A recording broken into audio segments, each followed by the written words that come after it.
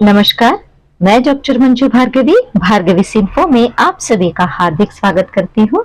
आज मैं आप लोगों को अरे तुम हो काल के भी काल कविता का सारांश सुनाने जा रही हूँ। प्रस्तुत कविता में कवि वीर पुरुषों को संबोधित करते हुए कहते हैं कि तुम काल से भी अधिक शक्तिशाली हो।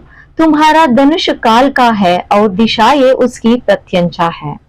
जब तुम इस धनुष को खींचते हो तो सृष्टि में सिहरन उत्पन्न होती है और विनाश की लहरें उठती है।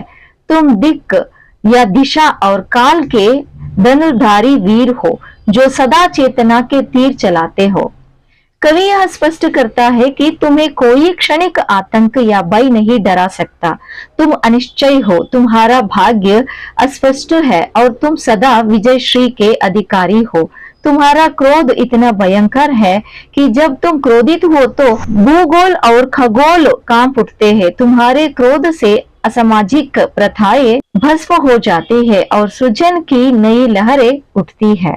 कवि वीरों को संबोधित करते हुए कहते हैं कि क्षणिक आतंक तुम्हारा कुछ नहीं बिगाड़ सकता। तुम अकलंक हो, तुम्हारा अस्तित्व अनश्वर है और तुम्हारा भाग्य सुस्पष्ट है। यह क्षणिक भय भी स्वयं भय से ओतप्रेत है, जबकि तुम चिरंतन अभयता के स्रोत हो। इसलिए एक क्षण के लिए भी यह ना सोचो कि तुम नष्ट हो जाओगे।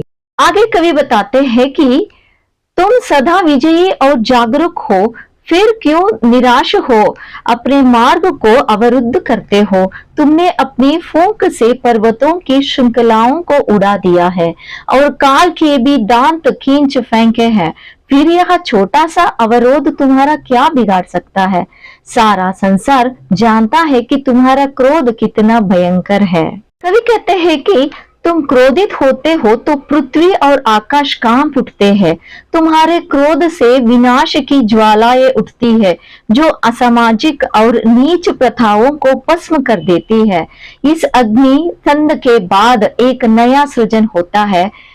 कवि वीरों से आग्रह करते हैं कि वे निराश न हो, क्योंकि वे चिरंतन और महान है।